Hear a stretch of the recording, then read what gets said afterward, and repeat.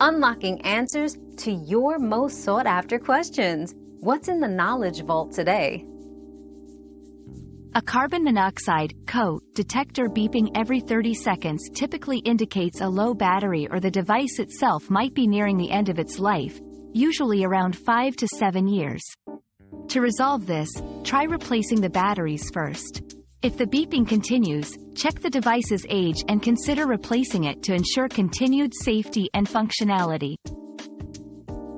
Your daily dose of discovery ends here, but the journey of learning never stops. Subscribe and join us again for more answers tomorrow.